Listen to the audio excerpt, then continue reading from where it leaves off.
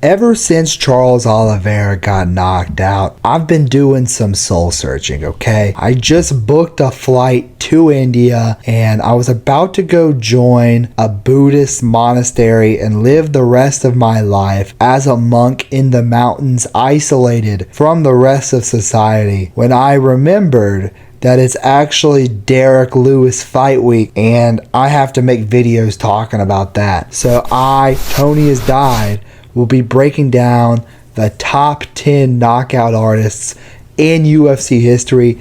If you like the video, like, subscribe, do all that YouTube shit, and let's get straight into this. Starting with the honorable mentions for this list, which are Dustin Poirier, Josh Emmett, Jack Della Maddalena, Justin Gaethje, and Sergey Pavlovich. These are all people who are phenomenal knockout artists in their own way, super popular fighters that are known for their knockout ability, but I think they just missed the list, or maybe just a tad bit overrated when it comes to their knockout power. So yeah, those are my honorable mentions. Number 10 on this list, we got Joaquin New Mansa Buckley, 170-pound contender in the UFC, holder of the best knockout in UFC history, the jump spinning back kick against Impa Kasanganay, and now he's in the UFC welterweight division. He knocked out Colby Covington, he knocked out Wonderboy, he knocked out Luque, he knocked out Andre Fiallo. This guy, he wins almost all of his fights by knockout. He's got crazy power, and yeah, Joaquin Buckley, number 10 on this list. He's like a mini Mike Tyson, you know what I mean? Like, he's just a ball of human muscle. Like, human muscle. Everyone's fucking made of muscle. He's like a ball of muscle, man. And he's just got that one-hit knockout power. He's got crazy hooks. And he just puts all of his power into those hooks. Number 9 on this list, we got Steve Garcia. Steve Garcia, I'm pretty sure he's won all 6 of his UFC fights by knockout. They are really good knockouts. Like, these knockouts are brutal every single time. Knocked out the fake Guram Kutateladze, the Canadian Guram. He knocked out Sungwoo Choi. He knocked out Malik Wazel Casa, which is a really, really good aging win. And he knocked out Chase Hooper, and that win is aging super well for him as well. He's on a good 5-fight finish streak, and he's about to fight Calvin Kattar next. And I think he's going to be able to knock out Calvin Kattar. Number 8 on this list, we got Jiri Prochazka. Jiri Prochazka is probably one of, if not the best finisher in the UFC right now. He finishes all of his fights by either, I think he only has one submission, I'm pretty sure. Yeah, I mean, he's 4-1 in the UFC. All of his wins come by knockout.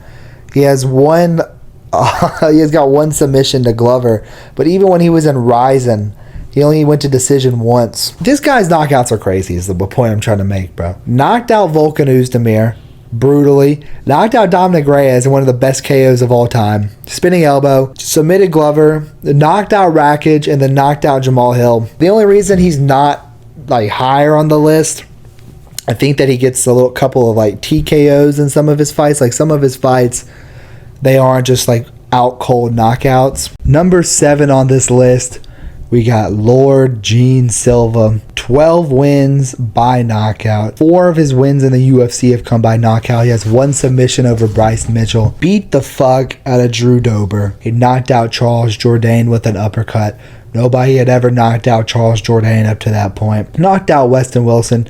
Knocked out Kevin Vallejos on the Dana White's Contender Series. And I think that win is going to age super well. We know how good Vallejos is. He knocked out Melsik Baghdasaryan, and then he defeated Bryce Mitchell. His striking is phenomenal. It's on point. Gene Silva deserves to be mentioned in the best knockout artists in the UFC. Number 6 on this list, Carlos Prates.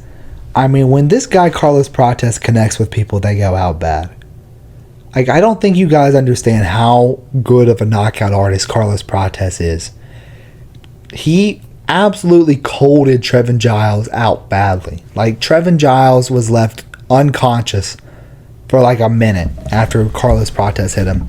He knocked out Charles Radke with the knee to the body, and then he fought the Leech on UFC 305, and got one of the best knockouts of the year. The Leech had never been knocked out before either, or finished, until he faced Carlos Prates when he landed a crazy 1-2 down the pipe right on Leech's chin and put him out cold. And then the Neil Magny fight just really showed how much of a knockout artist that Carlos Prates is, because he literally just barely touched Neil Magny. Like, literally, like, dink, like, barely hit Neil Magny, top of his head. You know, we all love CP, all right? Who doesn't love CP, okay? But, yeah, he almost finished Ian Gary as well, so... yeah, man. Carlos Prates is a force to be reckoned with, and I do reckon that he'll win his next fight by knockout, whoever that may be. Number 5 on this list, we got Gregory RoboCop Rodriguez. RoboCop is an underrated knockout artist in the UFC. Of his 8 wins in the UFC, 6 come by knockout, and I'm pretty sure he's dropped 2. Like, I think he dropped Petrosian, and he dropped Jared Cannonier in their fights, if I'm remembering the Petrosian fight correctly. But he is coming off of another knockout as we speak against Jack Hermanson, and this one is just as brutal as all his other knockouts. Hit dramatic, like, he just has thud in his shots, bro. Like, when he hits people, it puts him out badly, you know? He doesn't have, like, super high level technical ability, but that's like what you're worried about when you fight RoboCop, is getting knocked out, and that kind of factors into my list a little bit. It's like, is your main tool your knockout ability, and how good are you at implementing it? And I'd say Gregory Rodriguez is hella good at implementing this. Let me be clear. I knock out everybody. I'm the best ever. Knock out anybody in the UFC. Let me be clear. All right. He knocked out Chidi and Joaquin in a pretty close dogfight. Gregory Rodriguez, he's fucking good, bro. And I think he'll be a ranked middleweight at some point. It sucks he ran into Cannonier. He dropped Cannonier twice in the first round. It just shows how powerful he is. But yeah, RoboCop definitely deserves to be in the top 5 of any KO artist list. Coming in at number 4 on this list, we got the holder of the most knockouts in the UFC, Derrick the Black Beast Lewis. Now look, Derrick Lewis is not as good as he used to be, alright? I think we can all agree that Derrick Lewis is kind of shitty these days, alright? But that does not take away from the fact that he is still one of the best knockout artists in the UFC right now. And to even prove that point, he literally main events almost every fucking fight he's on because he knocks out everybody anytime he fights. Now look, knocked out Rodrigo Nascimento in the 3rd round of his last fight. Lost to Gelton Almeida by decision, pretty bad. But then he knocked out Marcus Rogerio de Lima with a flying knee. He knocked out Chris Daukaus. He knocked out Curtis Blades with an uppercut. That win has aged so well. And look, this kind of proves the point I'm trying to make, right? Despite Derrick Lewis having literally no technical ability whatsoever, he's remained in the heavyweight rankings based solely off his ability to hit someone and knock them the fuck out, all right? Knocked out Alexei Oleinik, knocked out Volkov. I mean, his fight with Ngannou especially, that was such a boring-ass fight because of how good his knockout power is. You know what I mean? Like, his knockout ability is so good that Ngannou was afraid to fucking implement his style on him. So, number 3 on this list, we got Shama. We got Alex Pereira, Poatan Pereira. I mean, what is there to say about this guy that hasn't already been said before, all right? I mean, his run in 2024 is probably, it is legendary, all right? So, he knocks out Jiri Prochazka with a left hook. Then he knocks out Jamal Hill with a left hook. And then he head kicks Jiri Prochazka. He basically knocked out Jiri twice in this fucking fight, right? He knocked him out at the end of the first round, but he got saved by the bell. And then he got knocked out 13 seconds in the round 2. And then he knocked out Khalil Roundtree Jr., who, honestly, I've been hating on a lot recently, but it's still it's a decent win, all right? Roundtree looks improved, all right? But yeah, he knocked out Israel Adesanya. He knocked out Sean Strickland. I mean, his left hook, I think, is probably just like, I mean, bro, what can you say about this fucking guy that hasn't been said, bro? Like, his left hook is the deadliest weapon in MMA. And I'm honestly thinking about picking him again the Ankalaev fight, bro. I'm not gonna lie. He stuffed every single takedown from Ankalaev. All he has to do is make a couple adjustments, bro. And I feel like he can find the shot on Ankalaev. And if he hits Ankalaev, he's going out, bro. If he hits Ankalaev, he can finish Ankalaev, bro. But yeah, man. I think that, I mean, he's 9-2 in the UFC. 7 of his wins come by knockout. What is there to say?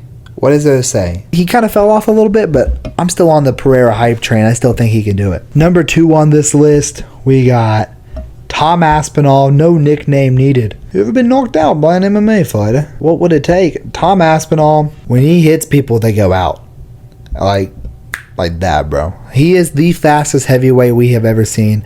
We thought that Cyril Gane was going to be the fastest heavyweight of all time. No. Tom Aspinall makes Cyril Gane look like a fucking joke, because not only does he have speed and power and timing, but he also has power. And when he hits somebody, they fucking go over every time, bro. They fucking crumple like the Twin Towers. All right. But yeah, knocked out Curtis Blades, knocked out Pavlovich, knocked out Marcin Tybura. He's a great fighter. I'd love to fight him. Sergey Spivak, he knocked him out too. Knocked out Volkov. I mean, he actually just submitted Volkov, but knocked out. I mean, all of his wins come by knockout in the first 30 seconds of the fight, bro. First minute of the fight, he wins by knockout every time. And I mean, his knockout ability is so good, it literally made Jon Jones run away from the sport. Need I say more? Okay?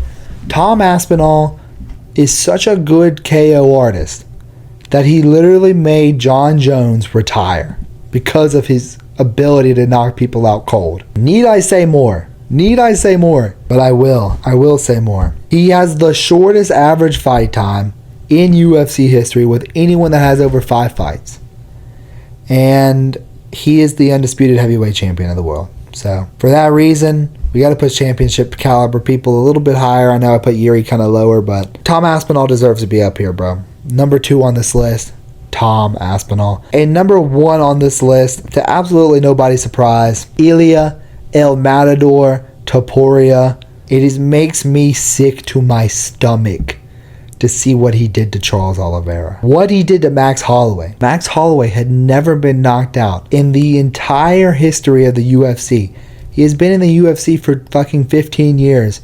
He's never even been dropped before. And Ilia Topuria knocked him out. Volkanovski, undefeated at 145 pounds. His only losses in the UFC were to Islam Makhachev at 155 pounds. Knocks out Alexander Volkanovski cold.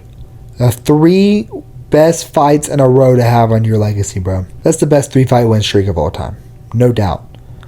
And then he fucking 10-7 Josh Emmett.